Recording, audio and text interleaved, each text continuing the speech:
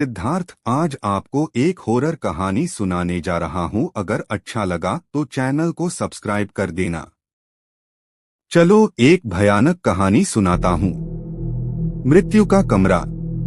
एक छोटे से गांव में एक पुराना बंगला था।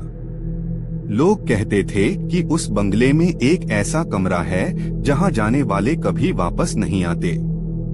एक दिन कुछ दोस्तों ने तय किया कि वे इस बंगले में घुसेंगे और उस कमरे का रहस्य सुलझाएंगे।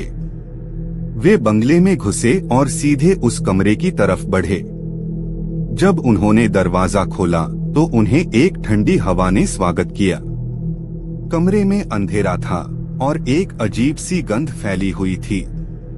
अचानक दरवाजा बंद हो गया और वे फंस गए। उन्होंने चिल्लाना शुरू किया, लेकिन कोई उनकी आवाज नहीं सुन पाया। जब अगली सुबह पुलिस आई तो उन्होंने देखा कि दरवाजा खुला था, लेकिन उस कमरे में कोई नहीं था। लोग कहते हैं कि जो भी उस कमरे में जाता है, उसकी आत्मा वहीं फंस जाती है और वह कभी बाहर नहीं निकल पाता। कहानी यहीं खत्म नहीं होती। उस घटना के कई साल बाद उसी गांव में एक नया परिवार आकर बस गया। उन्हें उस पुराने बंगले के बारे में पता नहीं था।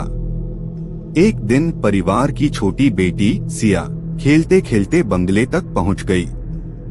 बंगला अब भी वैसा ही था, टूटी खिड़कियां, जाले और सन्नाटा। सिया ने जिज्ञासा में वह पुराना दरवाजा खोला और अंदर चली गई। शाम तक सिया घर नहीं लौटी। जब परिवार ने उसकी तलाश शुरू की तो किसी ने पुराने बंगले का जिक्र किया। सब लोग टॉर्च लेकर वहां पहुंचे। दरवाजा आधा खुला था। अंदर सिर्फ सन्नाटा और सड़ी गंध। फर्श पर मिट्टी में कुछ छोटे पैरों के निशान थे, जो कमरे के बीचों बीच जाकर गायब हो गए थे। दीवार पर किसी ने कांपते हाथों से कुछ लिखा था, हम सब यही हैं। लोग डर से बाहर भागे, लेकिन जब उन्होंने पीछे मुड़कर देखा तो कमरे का दरवाजा फिर से धीरे धीरे अपने आप बंद हो गया। कहते हैं आज भी आधी रात को अगर कोई उस बंगले के पास से गुजरे तो अंदर से बच्चों की हंसी और मदद की धीमी आवाजें सुनाई देती हैं। बचाओ, हमें बाहर निकालो। और तभी हवा का एक झोंका आता है।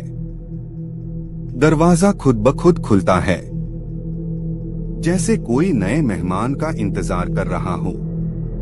जब गांव वालों ने उस बंगले को दोबारा